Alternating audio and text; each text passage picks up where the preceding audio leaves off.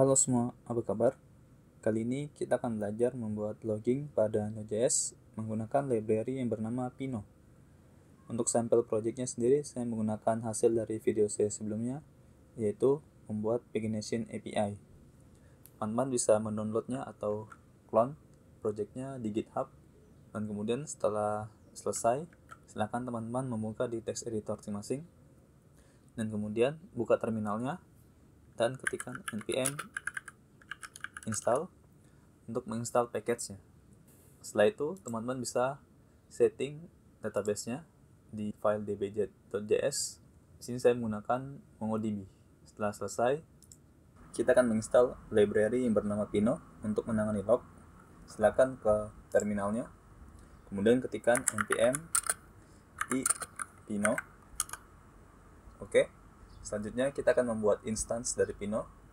Kita buat di sini file yang bernama logger.js. Kemudian kita import package-nya. Import Pinot from Pinot. Kemudian kita ekspor Pinot. Untuk settingannya, untuk saat ini kita biarkan saja default. Kemudian save. Selanjutnya kita gunakan di server. Kita import lagi. Import logger from logger.js. Untuk penggunaannya saya berikan contoh di sini. Logger dot. Di sini misalnya saya menggunakan severity-nya info. Kemudian message-nya this is info. Save. Kemudian kita jalankan npm run dev. Dan bisa teman-teman lihat ini adalah lognya dari sini. Message-nya this is info. Level ini adalah tingkat severity-nya. Kemudian ada timestamp-nya. Timestamp ketika log dibuat. Kemudian ada proses ID-nya, hostname-nya. Apabila teman-teman ingin menambahkan konteks atau bahasa teknisnya merge object pada lognya, teman-teman bisa menambahkan argumen di depan method info. Di sini berikan objek, kemudian berikan key. Misal di sini saya beri nama A dengan value-nya this is extended. Kemudian saya save. Dan bisa teman-teman lihat di sini akan muncul konteks baru yang telah kita buat tadi di sini. Ini akan berguna ketika teman-teman ingin menambahkan informasi seperti ID user ataupun yang lainnya. Selain itu, Pinot juga menyediakan beberapa level selain info, mulai yang dari tinggi yaitu fatal sampai yang terendah trace. Saya akan hapus lagi tambahan konteksnya dan akan menampilkan semua levelnya. Ini adalah beberapa level yang disediakan oleh Pinot, fatal sampai di trace. Kemudian saya save, dan apabila teman-teman lihat, saya akan perbesar dulu terminalnya. Di sini akan tampil level 60 untuk fatal, kemudian ada level 50 untuk error, dan 40 untuk warp, dan yang terakhir yaitu info. Tapi bisa teman-teman lihat kenapa hanya sampai di info, karena by default Pinot hanya menampilkan log yang minimal levelnya info, yang di bawah info tidak akan ditampilkan. Nah, apabila teman-teman ingin menampilkan di bawah info, teman-teman bisa setting di instansinya. Teman-teman bisa berikan argumen objek, kemudian berikan level. Nah, di sini teman-teman bisa menggunakan env. Misalnya di sini saya buat proses.env not env itu sama dengan production, maka minimal infonya atau lognya yaitu info. Kemudian kalau bukan, minimal debug. Saya save, dan bisa teman-teman lihat di sini akan muncul level 20 yaitu debug. Dan kemudian apabila teman-teman ingin customize nilai levelnya, kalau tidak ingin tampil integer, teman-teman ingin tampilnya sesuai dengan levelnya, misalnya di sini info atau debug, teman-teman bisa menambahkan properti yang namanya format. Kemudian isinya objek, yaitu untuk level kita berikan sini method, yaitu kita berikan parameter level. Kemudian di sini kita return objek, yaitu level Kemudian kita berikan level yaitu to uppercase. Kita akan ubahnya menjadi uppercase, kemudian save, dan bisa teman-teman lihat maka akan tampil level bukan integer lagi tapi sesuai dengan levelnya, yaitu fatal sampai dengan debug. Selanjutnya, apabila teman-teman ingin menampilkan lognya ketika development itu lebih rapi, teman-teman bisa menggunakan package atau library yaitu Pinot-Pretty yang merupakan bagian dari ekosistem Pinot. Teman-teman bisa menginstalnya. Silakan buka terminal baru, kemudian ketikkan npm i -d besar, kemudian Pinot-Pretty, enter. Oke, sudah, kita close terminalnya. Kemudian kita matikan dulu servernya. Untuk penggunaan Pinot-Pretty sendiri ada dua cara. Bisa digunakan di bagian script package.json atau secara programatik melalui Pinot, settingan Pinot. Di sini saya akan gunakan yang pertama yaitu dari script. Di sini kita akan pipe, teruskan, kemudian npx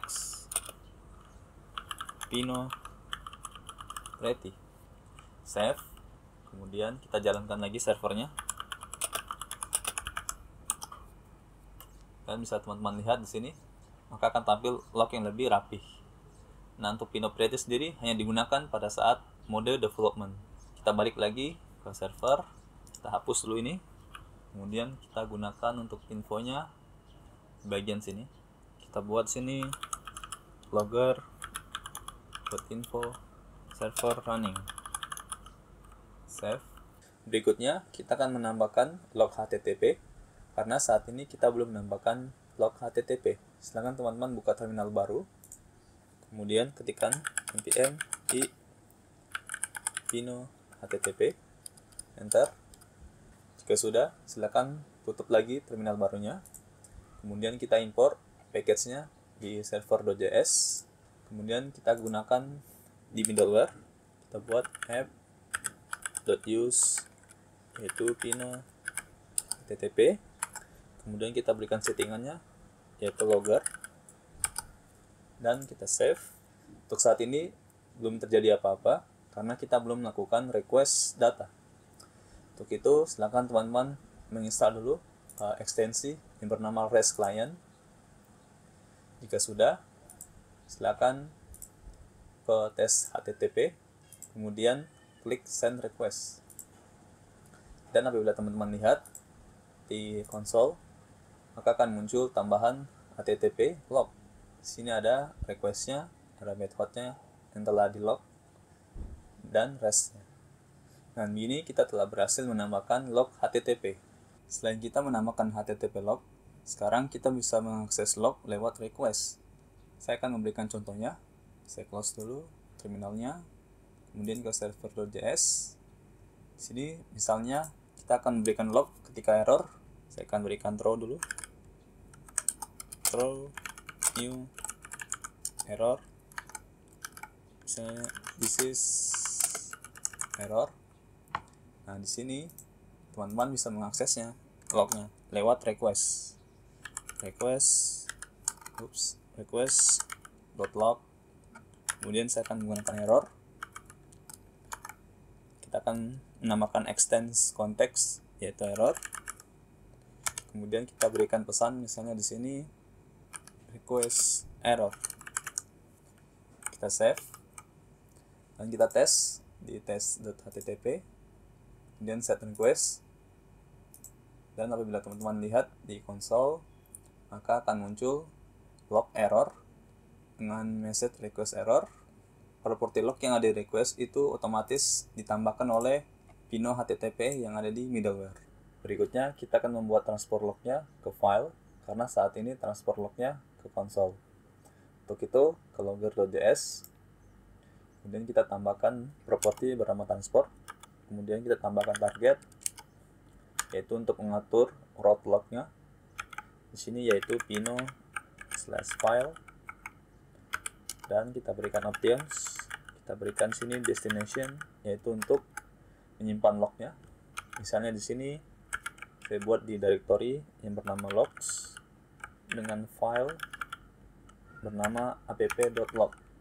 Kita akan menyimpannya di app.log, dan kita tambahkan mkdir, nilainya true.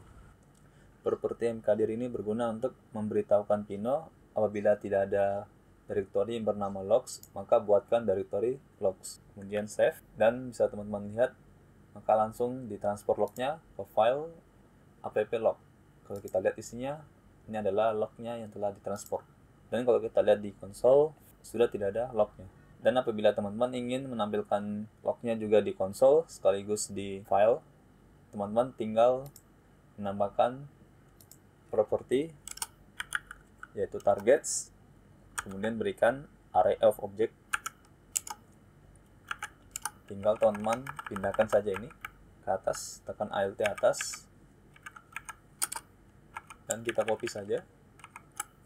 Alt shift bawah, kemudian kita hapus untuk optionsnya. Nah, di sini secara default Pino akan transfer lognya ke konsol. Kita save, dan terjadi error. Ini error karena ketika teman-teman menggunakan multi transport, maka forwardnya tidak bisa digunakan. Oleh karena itu kita akan hapus forwardnya, save, dan bisa teman-teman lihat, maka lognya akan ditampilkan dan tidak ada error. Dan kalau kita lihat di app log, muncul. Dan tentu saja teman-teman bisa mengganti targetnya menjadi Pino Pretty. Di packet.json, teman-teman tidak perlu lagi pipe ke Pino Pretty. Kita hapus, save, kita kembali lagi ke logger, kita save, kita restart servernya, ketikkan npm ndef, maka akan muncul lognya menggunakan Pino Pretty. Dan tentu saja teman-teman bisa melakukan filter pada lognya. Misalnya di sini teman-teman ingin transfer log ke file hanya levelnya error. Di sini teman-teman tinggal menambahkan level error. Kemudian save, dan apabila teman-teman lihat di app log, kita hapus dulu ya. Save, kita restart, kita npm ndef, dan apabila teman-teman lihat di app log, tidak muncul log level info. Dan kalau kita tes send request, maka apabila teman-teman lihat di app log, maka hanya di log yang levelnya 50 atau error. Oke, untuk pembahasan yang terakhir adalah rotate log file. Sederhananya, rotate log file adalah menggantikan log yang lama dengan yang baru supaya ukuran file lognya tidak membengkak. Nah, untuk itu silakan teman-teman buka terminal baru, kemudian ketikkan npm i add vrbo/pino rotating file, kemudian enter. Jika sudah, silakan close lagi untuk terminal barunya. Untuk penggunaannya, pertama kita akan membuat file untuk konfigurasinya. Titik, misalnya di sini saya beri nama rotate file, kemudian ekstensinya saya menggunakan CJS karena library-nya hanya mendukung common.js. Enter, dan kemudian kita akan ekspor modul export yaitu objek. Yang pertama adalah kita akan membuat method namanya filter dengan parameter data, return boolean data.request, dan kemudian untuk outputnya kita berikan output dengan value-nya objek. Yang pertama kita berikan path-nya, yaitu nama filenya, file yang akan dirotate, yaitu app.log. Kita berikan sini app.log, dan kemudian kita berikan options berupa objek, yaitu yang pertama path, yaitu lokasi dari log filenya, yaitu di logs/. Supaya tidak bingung, berikan komentar saja, name of file, kemudian ini adalah path file. Untuk optionsnya itu size. Di sini untuk contohnya saya berikan 300 byte. Jadi ketika size filenya ini telah mencapai 300 byte, maka melakukan rotasi file. Kita berikan juga interval waktu. Di sini untuk pengetesan saya berikan 5 detik. Jadi setiap 5 detik lakukan rotate file. Berikutnya yaitu rotate, kita berikan 5, yang artinya maksimal file yang akan disimpan dari rotate file yaitu 5. Kemudian yang terakhir, compress, kita berikan nilainya true. Nah, untuk lebih lanjut tentang optionsnya atau konfigurasinya, teman-teman bisa mengakses dokumentasinya. Di sini saya berikan contoh saja. Setelah itu, save, kita matikan dulu servernya. Kemudian ke packet.json, kita akan tambahkan pipe, kita berikan sini rotate log. Kemudian kita berikan flag, yaitu config,